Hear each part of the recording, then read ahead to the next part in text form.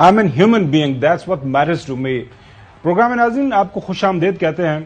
پوری دنیا کے اندر تمام جو بڑے میڈیا ہاؤسز ہیں، ٹیلی ویژن چینلز دیکھیں، اخبارات دیکھیں، اور یہ ابھی جو ہم نے آپ کو مناظر دکھایا ناظرین، یہ کسی فلم کے مناظر نہیں ہیں، یہ کسی ہالی ووڈ فلم کے اندر کہیں کوئی بامبز پھٹتے ہوئے ہم نہیں دیکھ رہے، یا کسی جگہ کے اوپر کوئی ایسی فلم نہیں فلمائی جا رہی کہ جہاں پہ آپ کو ایسے لگے جیسے کوئی ایٹم بم جو ہے پھینکا جا رہا ہے اور اس کے نتیجے میں یہ ساری تباہی اور بربادی نظر آ رہی ہے. ناظرین، آج 21ویں صدی 2023 کے اندر ہم بیٹھے ہوئے ہیں، نومبر کے اندر، اور یہ سارا کچھ روئے زمین کے اندر ہو رہا ہے. انسانوں کے اوپر بم پھینک رہے ہیں، اسرائیل کی طرف سے جو بربریت جاری ہے، یہ سارے کے سارے مناظر آپ کے سامنے ہیں.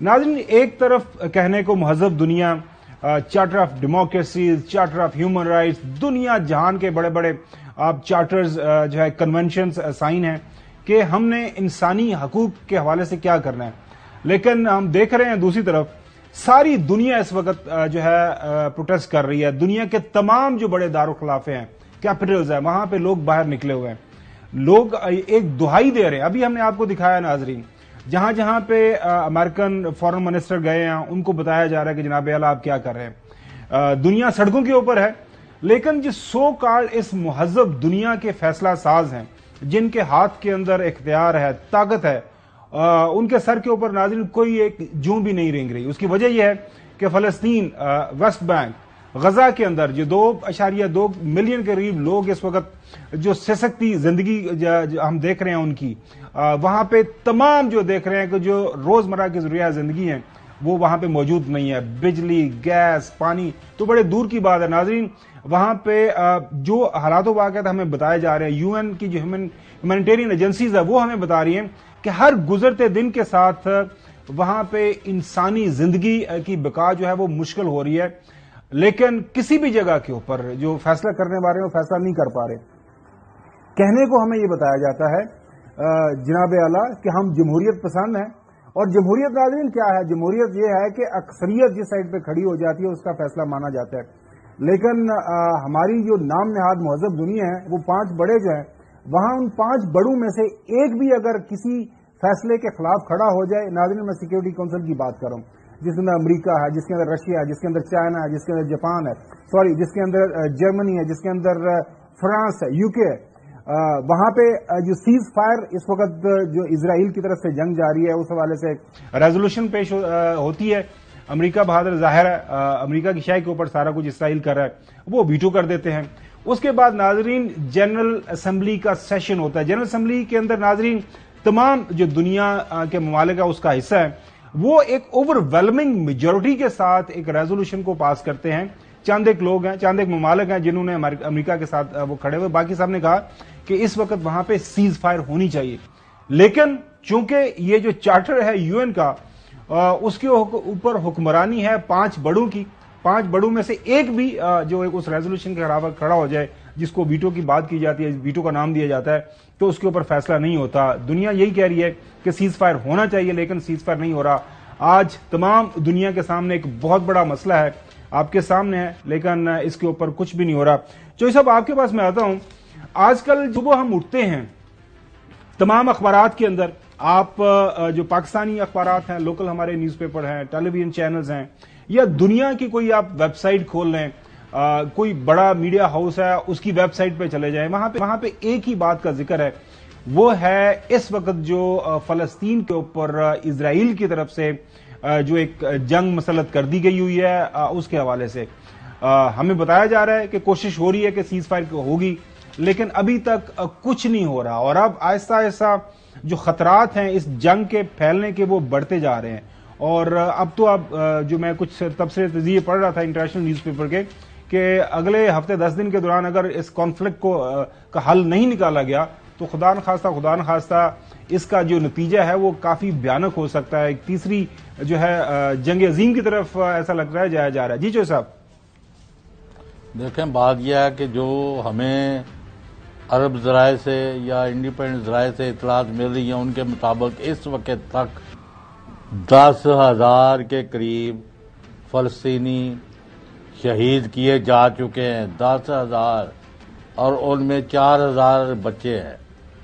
تو آپ خود اندازہ لگا لیں کس لیول کی تباہی بربادی بربریت جو ہے اس کا بازار گرم کیا گیا ہے، اور ان کے اوپر جوں نہیں رینگ رہی. جیسے کہ آپ نے کہا فوری طور پر اس کی جنگ بندی ہونی چاہیے. ان کے علاج معالجے کی جو جب 10,000 سے زیادہ لوگ شہید ہو گئے ہیں تو 40-50,000 تو زخمی پڑے ہیں، اور ان کا بے یار و مددگار ہے. میں نے تو ایسی ویڈیو بھی دیکھی ہے کہ سڑک پر تا حد نگاہ لاشیں بکھری ہوئی ہیں.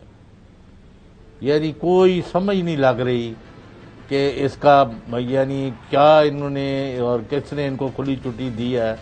اور ہم لوگ جس بے حسی کا شکار ہیں، ہمیں اللہ تعالیٰ اس صورتحال کو سنبھل لے اور اس کو سنبھالنے میں مدد دینے کی توفیق دے.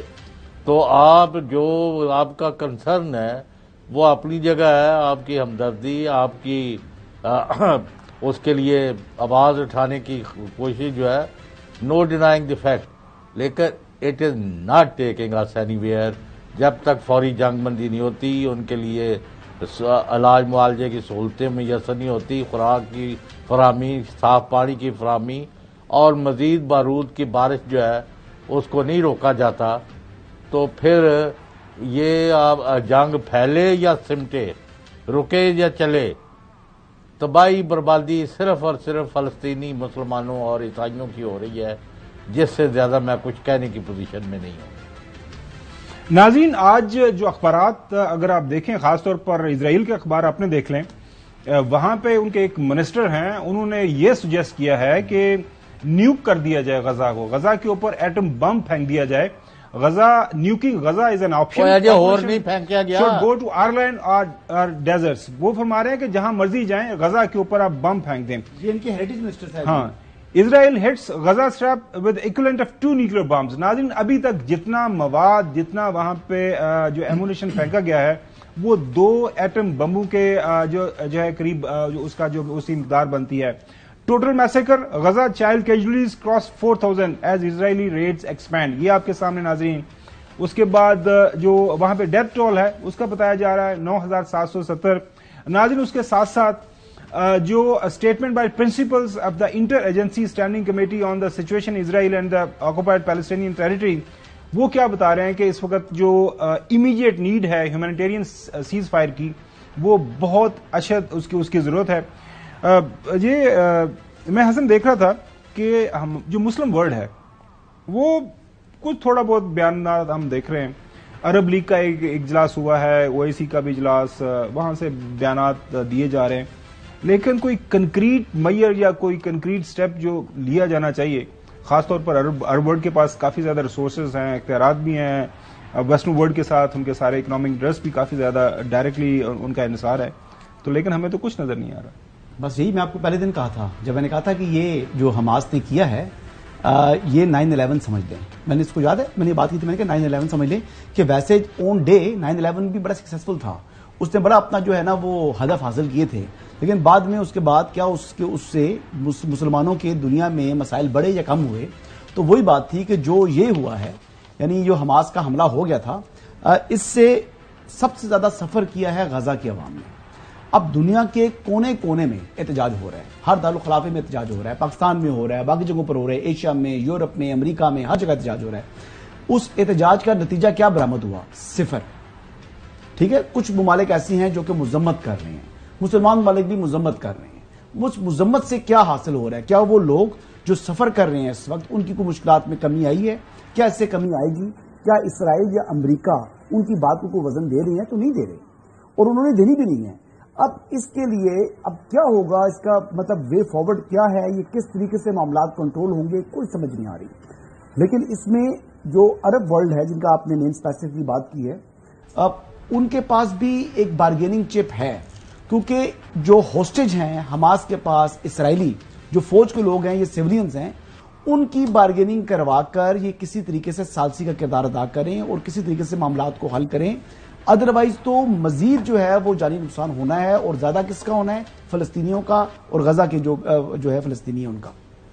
ناظرین، اس وقت جو دنیا ہے اس کی جو تقسیم ہے وہ بڑی عجیب و غریب ہوتی جا رہی ہے. ایک طرف ہم دیکھ رہے ہیں، ہم نے پچھلے 2 سال کے دوران دیکھا کہ یوکرین کے اندر جو سارے معاملات ہیں وہاں پہ ایسٹرن ورلڈ اور ویسٹرن ورلڈ ایک سائڈ پہ کھڑی ہوئی ہے، ایک سائڈ پہ چائنا ہے، ایک سائڈ پہ رشیا ہے، ایران بھی ان کے ساتھ کھڑا ہے. ظاہر ہے نیٹو جو الائنس ہے جس کو اسپیئر ہیڈ کرتا ہے، جس کو لیڈ کرتا ہے امریکہ، وہ دوسری سائڈ پہ کھڑے ہوئے ہیں.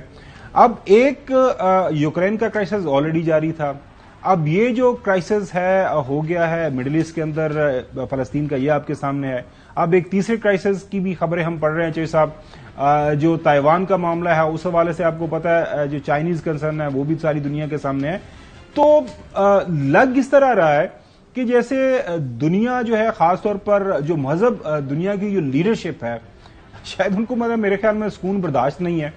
جو ورلڈ وار 1 ورلڈ وار 2 ہمارے سامنے ہے، کوئی زیادہ پرانی بات نہیں ہے، ماضی قریب کے اندر ساری دنیا کے کو جس طرح تباہی بربادی کا سامنا کرنا پڑا، لیکن ایک بار پھر جو ہے پھر دنیا کی ہم تقسیم دیکھ رہے ہیں. ایسے لگا 90s کے دوران جب آپ کو پتا ہے کہ برلن وار گری، اس کے بعد ہم نے دیکھا کہ جو کولڈ وار ہے اس کا کچھ خاتمہ ہوا. امید یہی لگ رہی تھی کہ جی ہم نے دیکھا کہ وہ NPT ہو گئی، نان پرولیفریشن ٹریٹی ہو گئی، چلیں کچھ امریکنز اور رشین کے درمیان جو اسٹریٹجک میزرز ہیں ان کے خاتمے کی بات ہونا شروع ہو گئی. لیکن میں کل دیکھ رہا تھا پھر بیلسٹک میزائل کا جو ہے تجربہ کیا گیا رشین کی طرف سے. تمام جو بڑے بڑے ممالک ہیں وہ اپنے مسلز کو دوبارہ فلیکس کر رہے ہیں، اور ایک سائڈ پہ مسلم ورلڈ کھڑی ہے. مسلم ورلڈ کے اندر آپ کو پتا ان کے اپنے مسائل ہیں. امید یہی تھی کہ آگے بڑھیں گے، لیکن وہاں پہ 0/0. یہ وارز جو ہے نا، اس کے لیے بھی بیسیکلی بات یہ ہے کہ جب یہ اپنا مسئلہ اس لیے رکھتے ہیں کہ انہوں نے اپنے آپ کو پروٹیکٹ کرنا ہے، لیکن اصل وار وہ نہیں ہے. اصل تو وار ہے ویلتھ کی، اصل وار ویلتھ کی ہے. اور یہ غزہ بھی دیکھ لیجئے گا کہ کوئی بعد میں پلان جو کہ گریٹر پلان ہم نے بھی اپنے جو ہے شو میں بھی دکھایا تھا، وہ نقشہ جو کہ جو ہے وہ ہندوستان نے بھی G20 سمٹ میں شو کیا ہے اور اس سے پہلے بھی. تو معاملات بظاہر جو ہے نا اسی طرف جاتے ہوئے دکھائی دے رہے ہیں، تاکہ انہوں نے جو غزہ کو بیچ میں سے ریموو کیا ہوا تھا کہ وہاں پر آبادی شو ہی نہیں کی تھی مسلمانوں کی، اور یہ غزہ کا حصہ ہی نہیں تھا، وہ اسرائیل جو گریٹر اسرائیل کا حصہ تھا، تو شاید اسی طرف شاید کو معاملات جا رہے ہیں. اچھا جوئی صاحب، سوال میرا بنیادی طور پر یہ ہے کہ ساری جو دنیا ہے ویسٹرن ورلڈ ایک سائڈ پہ کھڑی ہے، چلیں رشیا چائنا ایک سائڈ پہ کھڑا ہے. اب امریکہ بھی دنیا کا ایک بڑا حصہ، 1 ارب سے زیادہ مسلمان ممالک کی آبادی ہے، اچھے خاصے ممالک ہیں، ریسورسز بھی ہیں، سارا کچھ ہے. مسلمان جو دنیا ہے اس کو کون لیڈ کرے گا؟ ہر 2 دہائیوں کے بعد ہم دیکھتے ہیں ایک ایفرٹ ہوتا ہے، اس کے بعد پھر سارا تتر بتر. حال ہی کے اندر جس طرح سعودیز اور ایران کے درمیان ہم نے دیکھا کچھ معاملات بہتری کی طرف گئے تھے، اور امید یہی تھی کہ کچھ حالات بہتر ہوں گے. پھر یہ سارے والا حماس والا سارا معاملہ ہو گیا. اب ظاہر ہے کرائسس تو ہو گیا ہے، اور ہمیں مسلم جو ورلڈ ہے کوئی ایسا ملک نہیں نظر آ رہا کہ وہاں کی لیڈرشپ تھوڑا سا آگے بڑھے، تھوڑا سا کوئی لیڈرشپ کا کردار ادا کرے تاکہ معاملات بہتری کی طرف جائیں. وہ ایسے لگتا ہے جیسے وہ کہتے ہیں ٹھنڈی لسی پی کے ستے ہوئے نا، بس ٹھیک ہے جو کچھ ہوگا دیکھا جائے گا. نہیں، بس وہ اس خوف میں ہے کہ ہماری باری نہ آ جائے، حالانکہ اس طرح کسی کو بھی نہیں انہوں نے چھوڑنا. اور نمبر 2، لیڈرشپ وہ دے سکتا جس کے پاس طاقت ہو، قوت ہو. تو قوت جو ہے جن ممالک کے پاس ہے وہ اس وقت اپنی صورتحال کی وجہ سے کوئی ایکسٹرا آرڈنری رول ادا کرنے کے لیے مزید مذمت کے کھیل سے باہر نہیں نکل رہے. البتہ ایک چیز ضرور ہوئی ہے کہ مسلمان ممالک کے اپنے درمیان لڑائیاں اور جھگڑے جو اخیر تک جا رہے تھے ان میں کمی آئی ہے، وہ رکے ہوئے ہیں، اور اسرائیل کو ایک بڑی تھریٹ کے طور پر لیا جا رہا ہے. اور یہ انڈیفینیٹلی چلنا، اسرائیل کے مقابلے میں مسلمانوں نے آج نہیں تو کل کمر بستہ ہونا ہے. اور یہ جو ہمارے معصوم ہیں اور یہ جو ہمارے شہداء ہیں، ان کی قربانیاں اللہ کے حکم سے رنگ لائیں گی. اور آپ دیکھیں گے کہ اسرائیل نے جس طرح حماس کے ہاتھوں مختصر عرصے میں اتنی شدید شکست کا سامنا کیا ہے اور اس سے نکل نہیں سکے، اب مظلوموں یعنی مجبوروں اور بے کسوں اور یتیموں اور ان کو مارنے پر لگے ہوئے اور ہسپتال اڑا رہے ہیں. تو ان کی تو نظر آتی ہے بلبلاہٹ اور ان کا جھنجھلاہٹ جو ہے وہ اٹ از ویری آبویس کہ اسرائیل جو ہے اس کو ابھی کسی نہ کسی جگہ سے بڑے پیمانے پر بڑے حملوں کا انتظار ہے. اور مجھے کوئی شبہ نہیں کہ یہ 10-15 ہزار جن کو شہید کیا گیا ان کے خون کا بدلہ عرب اور فلسطینی مل کر لیں گے. Maybe today maybe tomorrow. یہ ہو ہی نہیں سکتا کہ لوگ جو ہے اس طرح بے بسی سے مارے جائیں. اور اللہ کی رحمت جوش نہ کھائے.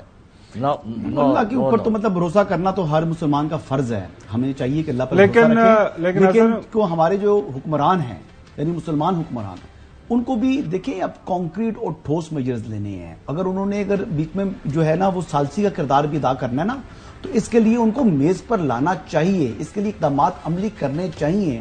وہ حرکتیں وہ بیسیکلی ایک آپ کہتے ہیں جذبہ نظر نہیں آ رہا اس سارے مسئلے کو ختم کرنے کے لیے. اور جو جانی نقصان ہو رہا ہے اس جانی نقصان کو روکنے کے لیے عملی اقدامات چاہے امریکہ کے اوپر اپنا انفلوئنس استعمال کرنا ہے کسی بھی کرنا ہے. پریشر بلڈ اپ کریں مسلمان اکٹھے ہو کر پریشر بلڈ اپ کریں تاکہ دنیا کو ہماری ایک طاقت نظر آئے. دیکھیں ابھی امریکہ کی ہم بات کر رہے ہیں. امریکہ کی ٹوٹل پاپولیشن کتنی ہے آپ گیس کریں 35-36 کروڑ. 25 کروڑ تو ہم پاکستان میں بیٹھے ہوئے ہیں خالی مسلمان. تو باقی اتنے ہی تقریباً ہندوستان میں ہیں اتنے ہی بنگلہ دیش میں ہیں. تو ہماری پاپولیشن خالی یہ 3 ممالک میں دیکھ لیں بر صغیر کے اندر تو ہماری کیا پاپولیشن بن جاتی ہے. تو مسلمان بہت بڑا نمبر ہے دنیا میں. اگر ہم معاشی طور کے اوپر ہی کسی چیز کا بائیک آؤٹ کر دیں تو اس ملٹی نیشنل کمپنی نے تباہ ہو جانا ہے. تو ہمیں بھی اس حوالے سے کچھ عملی اقدامات کرنے چاہیے. ناظرین یہ جو مڈل ایسٹ کے اندر کرائسس ہے یا کسی بھی دنیا کے حصے کے اندر جب اس طرح کا کرائسس ہوتا ہے تو ایک چیز بڑی واضح ہو جاتی ہے اور جو ہمیں سمجھنے کی ضرورت ہے. اور بعض اوقات ہم دیکھ رہے ہیں کہ ہر کچھ عرصے کے بعد ایک بیانیہ بنایا جاتا ہے کہ پاکستان کو ایک بڑی فوج کی ضرورت نہیں ہے, پاکستان کو اتنے جو ہے توپ و تفنگ کی ضرورت نہیں ہے, پاکستان کو نیولام کی ضرورت نہیں ہے. تو اس سے سمجھ آتی ہے کہ ہمیں ایک سٹرانگ پروفیشنل ایک ورکنگ آرمی کی کیوں ضرورت ہے. اس کی وجہ یہ ہے کہ آپ کو آپ کے گھوڑے تیار رکھنے ہیں, آپ کو جنگ کے لیے تیاری ہمیشہ رکھنی ہے کیونکہ دشمن جب بھی آپ کمزور پڑیں گے وہ آپ کے اوپر حملہ کرے گا. اور جو ایک فیصلہ کیا گیا تھا پاکستان کو ایک نیوکلیر آرم ایک ملک بنانے کا, پاکستان کو ایک سٹرانگ جو ہے پاکستان کی فوج کو سٹرانگ کرنے کا, اسی کی وجہ سے ناظرین ہم اس وقت محفوظ ہیں.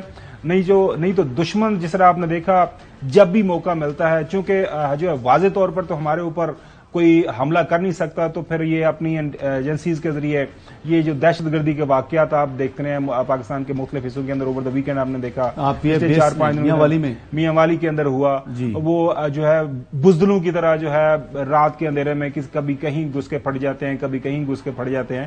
تو لہٰذا جہنم پہنچا دیا ہماری جو عام فورسز ہیں ان کو پاکستانی عوام کو بھی آنکھیں کھول کے رکھنی ہیں. پاکستان کے جو لا انفورسمنٹ ایجنسیز ہیں, پاکستان کی سیکورٹی کی ایجنسیز ہیں, ہم تو وہ ساری کی ساری تو انہوں نے آنکھیں کھولی ہوئی ہیں, لیکن پاکستان کی عوام کو بھی دیکھنا ہے کہ کیا ہمارے حق میں ہے. کیونکہ ریسنٹلی آپ نے دیکھا کہ ایک نیا بیانیہ بنایا جا رہا ہے کہ جناب پاکستان سے جو غیر ملکی مقیم ہیں ان کو نکالا جا رہا ہے. تو یہ شاید کہ ہیومن رائٹس کی وائلیشن ہے. میرے خیال میں گورنمنٹ نے ایک سے زیادہ دفعہ یہ کلیریفائی کیا ہے کہ وہ تمام لوگ جن کے پاس کوئی ڈاکومنٹس ہیں کسی بھی سطح کے اوپر ان کی رجسٹریشن ہے کسی کو نہیں نکالا جا رہا. لیکن اگر کوئی بغیر ہی کسی کاغذ پتر کے کوئی رہ رہا ہے اور پتہ چلے جس طرح آج بھی جو میاں والی کے اندر جو حملہ ہوا اس کے حوالے سے کچھ جو تفصیلات ہمارے سامنے آ رہی ہیں, کس طرح انڈین کریکشن ہے, کس طرح جو افغانستان کے اندر کچھ جو اینیمی فورسز بیٹھی ہیں جو ویپنز ان کے پاس سے نکلے ہیں ان کے ساتھ مل کے سارے کے سارا کام کریں. لہٰذا یہ سارے معاملات ہمارے سامنے ہیں. ناظرین آگے بڑھتے ہیں. جو ظاہر ہے پاکستان کے اندر جو ہے اب انتخابات کی گہما گہمی اب شروع ہو گئی ہے. الیکشن ڈیٹ 8 فروری کی اناؤنس ہو چکی ہوئی ہے. الیکشن کمیشن آف پاکستان کی طرف سے دے رہا ہے, درست ہے, سپریم کورٹ کا چلو حکم تھا, ویسے تو یہ کام خود ہی کر لینا چاہیے تھا الیکشن کمیشن کو یا صدر پاکستان کو, لیکن جو کچھ ہو گیا ٹھیک ہو گیا. اب اس کے نتیجے میں اب ظاہر ہے سیاسی محاذ کے اوپر سیاسی جماعتیں جو ہیں وہاں پہ ملاقاتیں ایکٹیویٹی شروع ہو گئی ہوئی ہیں. میرے حسن کے تاحیات قائد پاکستان کے اندر موجود ہیں. آج انہوں نے پہلا ورکنگ ڈے وہاں پہ لاہور کے اندر گزارا ہے, ملاقاتیں کی, اپنی پارٹی لیڈرشپ سے بھی ملاقاتیں کی اور پارٹی کا جو لائے عمل ہے اس کو بھی طے کیا جا رہا ہے کہ کس طرح آگے بڑھنا ہے. اب باتیں جو ہو رہی ہیں وہ ہیں الائنسز کی, اتحاد کہ کون سی پارٹی کس کے ساتھ کرے گی. ظاہر ہے ہم نے دیکھا کہ جو پی ڈی ایم کی حکومت 16 مہینے کے اس دوران تمام جو سیاسی جماعتیں ہیں ایکسیپٹ ون سیاسی جماعت پی ڈی اے وہ ایک ساتھ کھڑی تھیں اور ان کے درمیان وہ ظاہر ہے اتحاد بنا. اب اس وقت بھی ایک بات کی جا رہی تھی کہ ساری سیاسی جماعتوں کو جو پی ڈی ایم کا حصہ ہے مل کے الیکشن لڑنا چاہیے. اب اس حوالے سے باتیں ہو رہی ہیں. پاکستان مسلم لیگ نون خاص طور پر کیا جو ہے سوچ رکھتی ہے. میں دیکھ رہا تھا اسحاق ڈاٹ صاحب کی جو ہے نوٹیفیکیشن ہو گئی ہے ان کی پارٹی کی طرف سے, وہ جو پاکستان مسلم لیگ نون کا الیکشن سیل ہے اس کو ہیڈ کریں گے. اس کے اوپر علیحدہ سے میں حسن سے پوچھوں گا کہ کیا وجہ ہے کہ इकोनॉमी भी उन्होंने संभालनी है और सियासत भी उन्होंने संभालनी है नून लीग के अंदर, और कोई बंदे उनके पास कोई नहीं है, इसके ऊपर मैं खास तौर पर पूछूंगा। लेकिन इसहाक डार साहब, जो सीट एडजस्टमेंट है या इंतखाबी अलायंस करना है किसी दूसरी सियासी जमात से, जब उनसे एक सवाल पूछा गया एक इंटरव्यू के दौरान, तो उनका क्या जवाब था? सुने।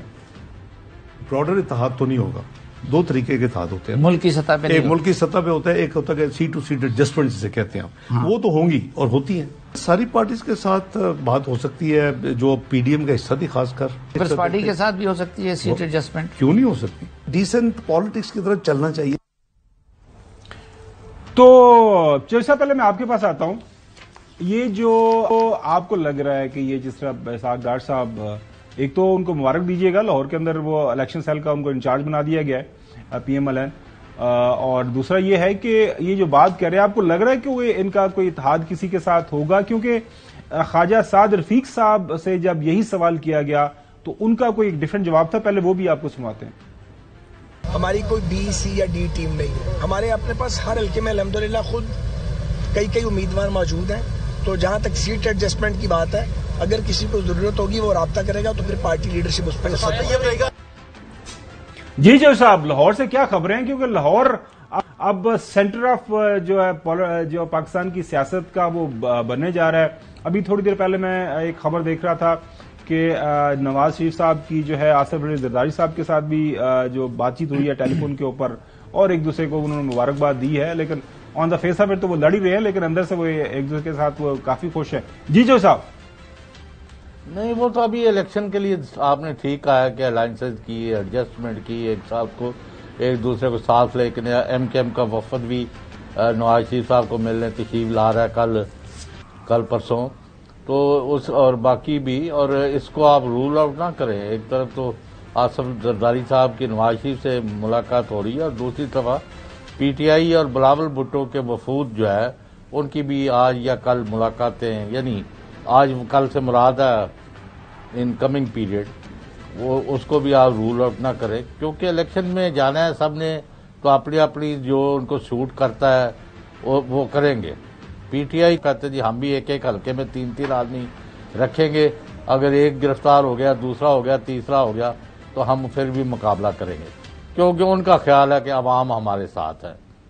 तो लेट्स सी, अब मैदान तो छज गया है और इलेक्शन की तरफ मुल्क चल पड़ा है, और अल्लाह करे ये दहशत गर्दी रुके। आपने खबर बड़ी सरसरी बात की है, एक वाकया में 14 हमारे बलूचिस्तान में शहीद हुए हैं, वहां पे एक सिर्फ एक वाकया में, उसके अलावा कितने वाकयात हुए हैं। और हमें एक ही काम करना है, पूरी मुल्क और कौम और फौज को, अवाम और फौज का एक यूनाइटेड फ्रंट दुश्मन और उसके एजेंटों के खिलाफ बनाना है, और आपस के जो छोटे मोटे झगड़े हैं उनसे दरगुजर करके आगे बढ़ना होगा। और आपने कई मामलात पर अभी तक एक यूनिटी का कोई मुजाहरा नहीं किया। हमास के वाकयात के बाद भी केयर टेकर प्राइम मिनिस्टर को या सदर को चाहिए था कि ऑल पार्टीज कॉन्फ्रेंस करते और एक स्ट्रांग मैसेज जाता, वो भी अवॉइड किया आपने। अब इलेक्शन की भी तरफ आपने जाना है, इधर भी मारामारी का माहौल है, इससे भी आप निकले। और भी मैं बातें करूंगा आपकी इजाजत से इन ए डे और सो। चलें, सही हो गया। ये अच्छी आपकी सजेशन है कि हमास और पैलेस्टीन के इशू के ऊपर एक यूनाइटेड पैगाम जाना चाहिए हमारी तरफ से। नाज़रीन, अभी एक छोटी सी ब्रेक की तरफ जाना है। ब्रेक बाद हसन से मैं पूछूंगा क्या हसन अयूब इसहाक डार साहब को सीरियस लेते हैं या नहीं, क्योंकि अक्सर जब मैं जावेद लतीफ साहब की बात करता हूं या राना सनाउल्लाह साहब की बात करता हूं, उनके बयान सुनवाता हूं, तो ये कहते हैं उनको सीरियस मत लें, फैसले कोई और कर रहा है। तो अब जो फैसले एज ए इलेक्शन जो सेल बना है नून लीग का, उसके हेड इसहाक डार साहब बने हैं, तो उनके फैसलों को क्या जो मुस्लिम लीग नून या बाकी लोगों को संजीदगी से लेना पड़ेगा या नहीं? हसन अयूब के पास क्या इनसाइड स्टोरी है, क्या इनका इसके ऊपर कमेंट है, ये ब्रेक के बाद आपसे बात करेंगे। Welcome back ji. Hasan, over to you. I hope you take इसहाक डार साहब वेरी सीरियस। नहीं, मैं सबसे पहले बात जो चौधरी साहब की बात है उसको मैं आगे बढ़ाऊंगा। ठीक हो गया। चौधरी साहब ने जो बात की, बिल्कुल, यानी हमें अपनी मजबूत फौज चाहिए, और अवाम का जो फौज के साथ प्यार है وہ بھی اپنی جگہ جو ہے وہ قائم ہے. لیکن یہ اسی وجہ سے میں کہتا ہوں کہ 9 مئی والے جو شدت پسند ہیں ان کے خلاف سخت سے سخت کاروائی ہو. انہوں نے GH کے اوپر حملہ کیا, انہوں نے جو ہے وہ کور کمانڈر ہاؤس پہ حملہ کیا, انہوں نے اسی میاں والی بیس پر حملہ کیا, انہوں نے جو ہے جلاؤ گھرا کیا, ہمارے شہداء کی جو مجسمے تھے ان کو جلایا, نظر آتش کیا. تو بالکل وہ کسی جو ہے نا رعایت کے مستحق نہیں ہے. قانون کے مطابق سخت سے سخت سزا جو کوئی بنتی ہے تو وہ ملنی چاہیے. میرا تو یہ ماننا ہے اور میں اس بات پر آج بھی قائم ہوں. دوسری بات کر رہے تھے آپ اسحاق ڈار صاحب کی, تو اسحاق ڈار صاحب یقینی طور پر ہی is the one of the senior most جو ہے وہ میاں نواز شریف صاحب کے بعد جو ہے وہ مسلم لیگ نون میں ان کو الیکشن سیل کا ہیڈ بنایا گیا ہے, یہ بات بھی درست ہے.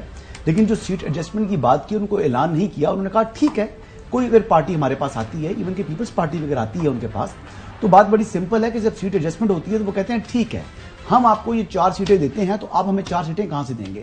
اگر پنجاب میں مسلم لیگ نواز سے پیپلز پارٹی کا ایڈجسٹمنٹ کرتی ہے, میں سپوزٹلی بات کر رہا ہوں کہ 4 سیٹیں پنجاب کی وہاں پر جہاں پر مسلم لیگ نون مضبوط ہے, ایون دین وہ کہتے ہیں ہمارے ساتھ ایڈجسٹمنٹ ہو جائے تاکہ ان کو 4 سیٹیں مل جائیں, تو پھر سندھ میں بھی 4 سیٹیں وہ مانگیں گے نا. اس طرح دیکھیں کوئی فری ڈرنکس نہیں ہوتی سیاست میں.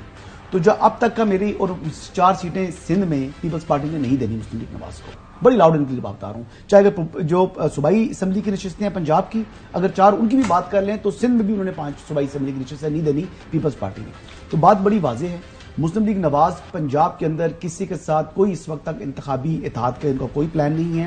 ایون کہ میں خبر دے دوں آپ کو, جو 21 منحرف اراکین جو آئے تھے PTI چھوڑ کر مسلم لیگ نواز میں, ان میں بھی ان تمام کو ٹکٹ ملے گا نہیں ملے گا مجھے نہیں یقین. ریاض صاحب کو ریاض صاحب کو مل رہا ہے جی, ریاض صاحب کو مل جائے گا. لیکن اور بہت سے لوگ ایسے ہیں, اب میں اور باقی نام نہیں لوں گا کیونکہ ان کا پارلیمانی بورڈ بننا ہے, انہوں نے اپلائی کیا ہے, میں پہلے دل توڑ دوں ان کے, اور پھر کچھ منت مسائل کے ساتھ بھی کوئی, لیکن ابھی تک کی جو اطلاع IBP کے ساتھ بھی کوئی نہیں جی, خبر چل رہی ہے کہ شاید کوئی انتخابی الائنس اس وقت نہ استحکام پاکستان پارٹی کے ساتھ زیر غور ہے, نہ اس حوالے سے کوئی بات چیت چل رہی ہے. انتخابی اتحاد تبھی ہوگا جب IPP کچھ ان ریٹرن دینے کے قابل ہوگی. جو لوگ کہتے ہیں کہ IPP میں الیکٹیبلز ہیں, تو جہاں پر ان کے الیکٹیبلز ہیں تو وہاں پر مسلم لیگ نواز کے 3 جو ہے نا لوگ ایسے موجود ہیں جو کہ ٹکٹ لینا چاہ رہے ہیں. تو ایسی کوئی پوزیشن نہیں ہے. کوئی میرا پہلا سوال رہ گیا کہ پارٹی کے اندر خواجہ آصف صاحب ہیں, احسن اقبال صاحب ہیں, پارٹی کے اندر ایاز صادق صاحب ہیں, حلقوں میں مصروف ہونا ہے, وہ پھر ڈویژنز کی الگ میٹنگ بنے گی, تو میرا پارلیمانی بورڈ بنے گا. سوال تو سننا ہے نا, ان کو ہیڈ کیوں بنایا تھا اتنی جلدی تو نون لیگ والے بھی جواب نہیں دیتے. میرے کہنے کا مقصد یہ ہے کہ اسحاق ڈار صاحب کی جو ان کا جو فورٹے ہے یا مین ان کا جو ایریا آف ایکسپرٹیز ہے وہ تو ظاہر ہے وہ ہے ان کی فائنانس, ظاہر ہے فائنانس منسٹر رہے ہیں اور سارا کچھ. اب اس کے پیچھے کوئی آپ کو فیملی پالیٹکس لگتی ہے کہ یہ سارا کوئی قریب رکھنا ہے کہ جو ہر جو ٹکٹ ایشو ہونی ہے. نہیں, میں تھوڑا سا سمجھنا چاہ رہا ہوں ایک سیاست کا طالب علم ہونے کے ناطے. اب چونکہ اب نون لیگ کے اندر سے کچھ آپ کی ملاقات ہوتی ہے, ریسنٹلی ملاقات بھی ہوئی ہے, تو خاص کوئی مجھے کوئی لاجک سمجھ نہیں آیا کہ اسحاق ڈار صاحب کا الیکشن سیل کو وہاں پہ پلس مائنس جو کوئی 2+2 تو نہیں انہوں نے کرنا نا, وہاں پہ آپ نے دیکھنا ہے حلقوں کی پالیٹکس کیا ہے, آن گراؤنڈ کیا ہے. بڑا سرویز کی رپورٹس آتی ہیں نا ان کے پاس, یہ سرویز کی رپورٹ آتی ہیں. باقی آپ کو بتاؤں کہ جو اسحاق ڈار صاحب کا ایک بڑا ایک لمبا ایکسپیرینس رہا ہے. آپ کو پتا ہے کہ وہ 18ویں آئینی ترمیم کے حوالے سے کمیٹی تھی, اس کے بھی رکن تھے. وہ ان معاملات کو بھی دیکھتے ہیں, فائنانس خالی نہیں دیکھتے.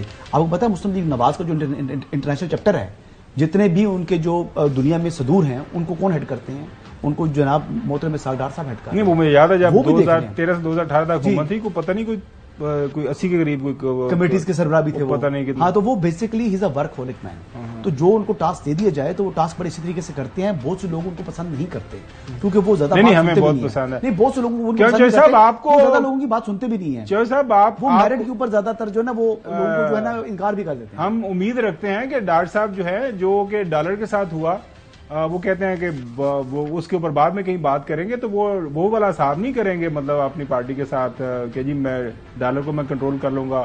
اب یہ جو اسائنمنٹ ملی ہے اس کو اچھے انداز سے آگے بڑھائیں گے. جی چوہے صاحب, نہیں, ان کی اسائنمنٹ کا تو پتہ چلے گا نا. ابھی تک تو ان میں سے کسی کی کوئی اسائنمنٹ کام نہیں کر رہی. جب تک پاکستان کے لوگ نون لیگ کی طرف جوک در جوک رجوع نہیں کرتے اور ایک دوسری بڑے پارٹی کو نہیں چھوڑتے, تو یہ جو مرضی کمیٹیاں بناتے پھریں اور جو مرضی پاپڑ بیلتے رہے, ان کو کیا مل رہا ہے؟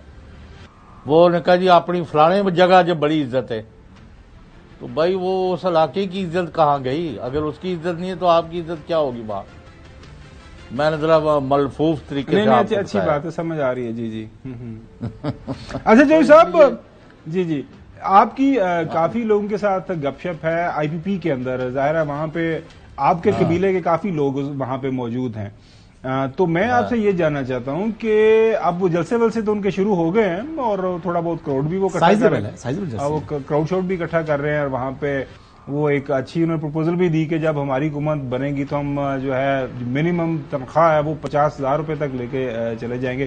اس کے اوپر کسی نے کامنٹ پہلے کیا، تو انہوں نے گورنمنٹ بنوائی ہے نا. اچھا نہیں کسی نے کامنٹ کر دیا تھا کہ جتنے انڈسٹریلسٹ جتنے بھی مل اونرز ہیں آئی پی پی کے اندر وہ سب سے پہلے جو ہے نا اپنے جتنے بھی ان کے کاروبار ہیں وہاں پہ تنخواہ بڑھا دیں، اور باقی جب حکومت میں آئیں گے تو ضرور یہ ذرا خاور گمن. جی چو صاحب، ایک وقت تھا کہ 77 کے بعد نا، اور تحریک استقلال کا ایک خورشید قصوری اور دوسرے لوگوں کا ایک ڈیلیگیشن، لیٹ حنیف رامے جو سابق وزیر اعلیٰ پنجاب ہے، فوت ہو گئے، میں ابھی تو اللہ مغفرت کرے، ان کے اور دوسرے ساتھیوں کے پاس گئے کہ بھئی آپ جو ہے نا اس طرح کریں تحریک استقلال میں شامل ہو جائیں. اچھا، تو انہوں نے کہا اچھا، انہوں نے کہا آپ کی تو ہمیں پاور میں آنے کے کوئی چانسز نظر نہیں آتے. ان کا ہمارا یہ ہے کہ ہمیں اگر حکومت مل جائے تو ہمارے پاس بڑی کامیاب قسم کی گورنمنٹ چلانے کی ٹیم موجود ہے ہر سطح پر، لیکن حکومت حاصل کرنے کے لیے عوامی حمایت حاصل کرنے کے ہمارے پاس لوگ نہیں ہیں، تو آپ جو عوامی تجربہ رکھتے ہیں آپ ہمارے ساتھ شامل ہو جائیں. بھائی یہ جو لوگ ہیں یہ لوگ حکومت شامل ہونے کے تجربے والے تو بہت ہیں، عوام کو اپنے ساتھ ملانے والا ان میں کوئی نہیں ہے. میں بار بار آپ کو ایک طرف اشارہ کر رہا ہوں، آپ اس کو اگنور کر کے اور کسی طرح تو مجھ وال بھیجنا تھی کٹے وال جاتے ہو. اچھا یہ ایسا نہیں ہو، یہ اصل تو لونا تو آپ تسی ماشاءاللہ ہی جانے. اچھا میں نے یہ دسو کہ ظاہر ہے آپ بھی عام عوام سے ہیں، صحیح جی، اگر میں غلط نہیں ہوں جی تو مجھے یہ بتائیے گا کہ عوام میں آپ کا اٹھنا بیٹھنا ہے، اسلام آباد کے سروے شروع بھی آپ کی نظر سے گزر رہے ہیں، گو کہ آپ زیادہ سروس کے اوپر یقین نہیں رکھتے، تو آپ کو کیا لگ رہا ہے آن دا اسکیل آف 10 اس وقت جو ہے پاکستان مسلم لیگ نون بڑی اس وقت کانفیڈنٹ ہے، پر یقین ہے وہ جی ہم تو پنجاب اور سینٹر کے اندر بڑے زبردست انداز سے، تو آپ کا اس کے بارے میں کیا خیال ہے؟ ڈیپینڈ کرتا ہے کہ امیدوار کون ہوں گے. دیکھیں ہر حلقے کے اندر امیدوار بہت میٹر کرتا ہے، یعنی وہی سیاسی جماعت ہوتی ہے، لیکن اگر اس کا کمزور امیدوار میدان میں آ جائے تو وہ الیکشن شاید نہیں نکال سکتا، اور اگر طاقتور اور اچھا تگڑا امیدوار آ جائے تو وہ پھر الیکشن نکال لیتے ہیں. بہت سی جگہوں پر ایسا ہوتا ہے جہاں پر جو ہے نا 18-20 کا 17-20 کا فرق ہوتا ہے، تو جو اچھا امیدوار ہوتا ہے وہ 5-7%, 8% کا فرق ڈال دیتا ہے. تو کئی سیٹس، ہر سیٹ ایسی نہیں ہوتی کہ بڑے مارجن سے جیتے، کوئی سیٹیں ایسی ہوتی ہیں جو چند 100 ووٹوں سے 1000 ووٹوں سے جو ہے وہ اس کا فرق پڑ رہا ہوتا ہے. تو ایک تو امیدوار کا فرق پڑتا ہے، دوسرا الیکشن ڈے کے اوپر، پولنگ ڈے کے اوپر کوئی بندہ کس طرح مینج کرتا ہے. لیکن خبر آپ کو دے دیتا ہوں، خبر یہ ہے کہ تقریباً مسلم لیگ نواز نے پنجاب کے اندر، میں پنجاب کی بات سینٹرل پنجاب کی نہیں پورے پنجاب کی بات کر رہا ہوں، پورے پنجاب کے اندر جو کہ تقریباً 75% اپنے امیدوار جو ہیں وہ انہوں نے سوچ لی ہے، ان کا ورکنگ ہوئی بھی ہے. ان میں سے جو باقی 75% جو ہیں جن کے اوپر یہ تقریباً یہ پارلیمانی بورڈ بنے گا، تمام رسمی کاروائیاں ہونی ہیں. جو بار بار پوچھ رہے ہیں اسحاق ڈار صاحب کیا کریں گے، وہ الیکشن سیل کے ہیڈ بن رہے ہیں، ان میں ان کا کام الیکشن کا ٹکٹ دینے کا معاملہ نہیں ہے. الیکشن والے دن الیکشن اپنا امیدوار نے سنبھالنا ہے، نہ اسحاق ڈار نے سنبھالنا ہے، نہ میاں نواز شریف صاحب نے سنبھالنا ہے، نہ شہباز شریف صاحب نے سنبھالنا ہے. اس دن الیکشن جو امیدوار جو ہوگا کانسٹیٹوئنسی کے اندر ہوگا، اور یہ چوہدری صاحب بھی اس بات سے اتفاق کریں گے، وسیع تجربہ رکھتے ہیں، ان کو معلوم ہے کہ اچھا امیدوار جو ہے ہمیشہ بینیفٹ کرتا ہے. اور کوئی بھی جو سیاسی جماعت ہے، مقابلہ ملے گا کوئی سیاسی جماعت سر بہت سی جگہوں پر مقابلہ ہونا ہے، بہت سے جو ہے وہ ایسا اچھا وہ ایک سوال میرے بڑے سخت مقابلے ہونے ہیں. کیونکہ اور دیکھیں نون لیگ نے ہارنا بھی ہے. اچھا سنو ایک اور دوسری سٹوری ہے نون لیگ کے حوالے سے، وہ چودھری نثار اور خاقان عباسی صاحب کو کیا دیکھ رہے ہیں؟ وہ خبریں چل رہی ہیں کہ شاید کوئی ان کے ساتھ رابطہ کرنے کی کوشش کی جا رہی ہے. لیکن میں ایک بات آؤٹ کرنے لگا ہوں، میں نے سوال کیا تھا فارمر پرائم منسٹر محمد نواز شریف صاحب سے، یہ اس والی ملاقات میں جو جنوری میں 2023 میں ملا تھا ان کو، تو میں نے ان سے سوال بڑا ڈفرینٹ کیا چودھری نثار صاحب سے متعلق. میں نے کہا جی کیا چودھری نثار علی خان صاحب کی مسلم لیگ نون میں واپسی کے جو راستہ ہے وہ ہمیشہ کے لیے بند ہو گیا ہے؟ میاں صاحب نے نا تھوڑا سا پاز لیا، کافی لمبا پاز لیا، بلکہ میں سمجھا کہ شاید اب یہ بات کا جواب نہیں دینا چاہ رہے، مکمل خاموش ہو گئے ہیں. تو پھر میری طرف دیکھ کر انہوں نے کہا کہ اس سوال کا جواب میں اس وقت نہیں دے سکتا. تو وہ انہوں نے جواب نہیں دیا. یعنی اس کا مطلب یہ ہے نہیں انہوں نے کہا جی کہ میں نے کہا راستہ ہمیشہ کے لیے بند ہو گیا ہے. تو اس کا جواب جو انہوں نے دیا میں کوٹ اینڈ کوٹ بتا رہا ہوں, انہوں نے کہا جی اس سوال کا جواب میں اس وقت نہیں دے سکتا. یعنی مطلب یہ ہے کہ وہ چودھری نثار صاحب سے متعلق کوئی نیگیٹو بات نہیں کر رہے. لیکن عملی طور پر اگر دیکھا جائے تو چودھری نثار صاحب کی واپسی کے جو راستہ ہے وہ پھر اب چودھری نثار صاحب کو خود ہی تلاش کرنا پڑے گا. وہ میاں نواز شریف صاحب جس طرح ماضی میں جا کر ان کو پکڑ کے لے آتے تھے, بظاہر وہ مجھے ہوتا ہوا دکھائی. اچھا جوئی صاحب, حسن فارمر پرائم منسٹر کہہ رہے ہیں نواز شریف صاحب کو, لیکن ان کی پارٹی تو وہ کہہ رہے ہیں کہ وہ ہمارے چوتھی دفعہ کے پرائم منسٹر سمجھے بن گئے, نامزد پرائم منسٹر ہیں. آپ it's just matter of time. 8 فروری کو الیکشن ہونا ہے اور اس کے بعد آپ دیکھیے گا he'll be the fourth time prime minister of Pakistan, اور that's what their assessment is. جی جوئی صاحب نہیں تسی دو میں چلے جو تے حلف برداری دے واسطے بیٹھ جا کے پھر بعد چ پتہ نہیں. میں تو ثابت کیا جی. ہاں اچھا اچھا جی جوئی صاحب. نہیں بات جی جوئی صاحب جی نہیں کیا ثابت کیا مجھے نہیں سمجھ. میں نے سابق وزیر اعظم کہا ہے, سابق وزیر اعظم. یہ تو حسن نے تو ثابت یہ جو بولا. کہہ رہے ہیں میں کہہ رہا ہوں پہلے خاور گورنمنٹ صاحب جی جی کل انشاءاللہ بشرط زندگی میں بھی کل آپ کو بتا دوں گا کہ کوئی لاہور کا حلقہ ایسا نہیں نا, یہ کہہ رہے نا مضبوط امیدوار ہے. میاں نواز شریف, میاں شہباز شریف, مریم نواز, حمزہ شہباز, جتنے بھی ان کے خاندان کے افراد ہیں نا, ان میں سے کوئی شخص لاہور میں الیکشن جیتنے کی پوزیشن میں نہیں ہے. اب یہ دوسرے شہروں کے اور علاقوں کے اندر ایک دو محفوظ حلقے ڈھونڈتے پھر رہے ہیں نا جی. کہ اگر ہمارا کباڑا ہو گیا تو پھر اسی خاور گھومن دے حلقے جو جا کے لڑ لیں گے, وہ ساڈا بڑا بڑا سپورٹر ہے. رانا صاحب ہے, ذرا بات تو آگے چلنے دیں. جی جی یہ مطلب لاہور از انسیف فار پی ایم. یہ وہ بھائی کیا ہوا ہے لاہور عملی طور پر گراؤنڈ پر یہ پوزیشن نہیں ہے. میں لاہور سے ہو کر آیا ہوں, میں نے لاہور دیکھا ہوا ہے. لاہور بھی جو ہے نا وہ آپ نے دیکھ لیا تھا مینار پاکستان کا جلسہ بھی. اس دن وہ کہتے ہیں کہ کچھ لوگ وہاں پہ لوکل جو جرنلسٹ ہیں وہ کہتے ہیں لاہور ہی نہیں نکلے تھے, اخبارات کے اندر خبریں چھپی ہیں. نواز شریف صاحب کے آنے کے بعد ہی ملک میں جو ہے نا مسلم لیگ نواز کی پوزیشن بہتر ہو چکی ہے اور ہر گزرتے دن کے ساتھ بہتر ہوتی جا رہی ہے. اور آپ دیکھیے گا آنے والے دنوں میں لوگ بھی شمولیت اختیار کرنے جا رہے ہیں. ابھی یہاں پر میں آپ کو ضلع راولپنڈی کی بات بتا رہا ہوں, لوگ رابطے کر رہے ہیں کہ ہم اپنی میٹنگ کراتے ہیں مسلم لیگ نون کے امیدواروں. جی ناظرین, جس طرح اسٹاک مارکیٹ جس طرح چل رہی ہے اور خاور گورنمنٹ صاحب جی جوئی صاحب جی جی جی اگر تہاڈیاں خواہشاں سے کام چلدا نا تو کوئی پیدل پھردا پھر نہیں آیا. چلیں ناظرین بریک کی طرف جا رہے ہیں. بریک کے بعد لاہور کے اندر سیاست کے ساتھ ساتھ اسموک بھی اس وقت کافی ہیوی چل رہی ہے, اس کے اوپر حکومت پنجاب کیا اقدامات اٹھا رہی ہے اس کے اوپر بات کریں گے آفٹر دا بریک.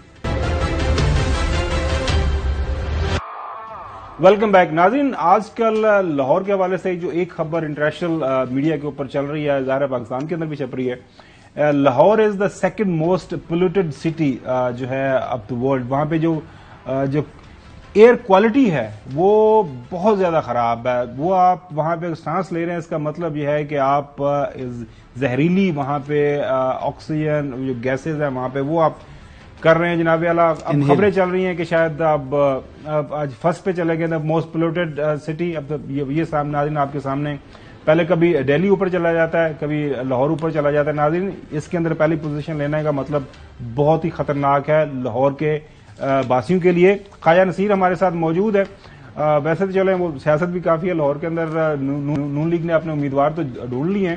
اب یہ اسموک کے حوالے سے کیا صورتحال چل رہی ہے؟ خواجہ صاحب بہت شکریہ. یہ بتائیے گا کہ کافی عرصے سے ہم دیکھ رہے تھے, سن رہے تھے کہ جو محسن نقوی صاحب آج کل ان کی بھی سپیڈیں کافی زیادہ چل رہی ہیں کہ وہ اقدامات کر رہے ہیں کہ اس سال جو ہے ہم اسموک کو روکیں گے, گاڑیاں بند کریں گے, کچھ فیکٹریاں بند کریں گے, وہاں پہ یہ سارے کے سارے جو بٹھے ہیں جو فصلیں جڑائی جاتی ہیں ان کی باقیات وہ بھی روکیں گے. تو ناکامی کس اینڈ پہ ہو رہی ہے؟ دیکھیں ایک تو بہت شکریہ آپ نے اس پروگرام میں مجھے لیا. اس وقت اوور آل اگر دیکھا جائے تو لاہور اس وقت موسٹ پولوٹیڈ سٹی جو ہے وہ بن چکا ہوا ہے, اور اس کی جو پولوٹیڈ سٹی ہے اس پولوشن کے اندر جو حکومتی اقدامات ہیں وہ انتہائی برے طریقے سے ناکام ہوئے ہیں. لاہور میں اس وقت جو صورتحال آج کے دن جو ایئر کوالٹی انڈیکس ہے وہ 300 پلس پہ رہا, اور ایئر کوالٹی انڈیکس کے حوالے سے باقاعدہ طور پر جو گورنمنٹ نے جو پالیسیز دی تھی کہ اسکولوں میں اور عام شہریوں سے درخواست کی تھی کہ اسکول اور عام شہری جو ہے وہ ماسک پہنے, حکومت اس کام کو کروانے میں ابھی تک مکمل طور پہ کامیاب نہیں ہو سکی.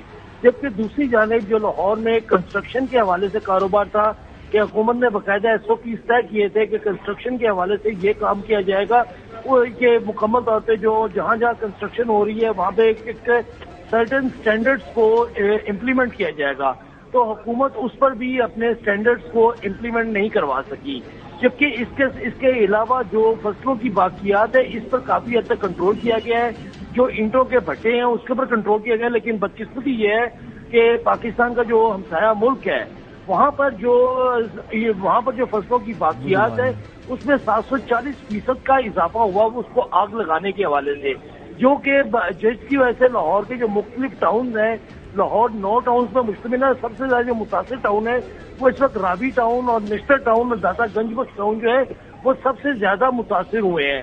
اوورآل اگر آپ دیکھیں تو لاہور کی ڈسٹرکٹ ایڈمنسٹریشن اس طریقے سے یہ امپلیمنٹ نہیں کر سکی، اور اس وقت لاہور میں جو سانس کے دمہ کے مریض ہیں اس کی وجہ سے لاہور کے ہاسپٹلز میں سب سے زیادہ رش جو ہے وہ سانس اور دمہ کے مریضوں کا رش ہے، جبکہ جو صاحب کتنے سال ہو گئے ہیں اسموک کے مسئلے کو ہمارے جو ہے لاہور کو بیسیکلی اس پولوشن کے اندر آنے میں کتنے سال گزر چکے ہیں؟ مجھے ویسے آپ ہمارے ناظرین کو بتا دیں کو 5-7 سال یا 10 سال تو ہو چکے ہیں اس معاملے کو، تو اس حوالے سے جو انڈسٹریز تھی لاہور کے گرد و نواح میں تو وہاں پر جو پولوشن کو روکنے کے حوالے سے کوئی اقدامات ہم نے کو عملی طور پر کیے ہیں؟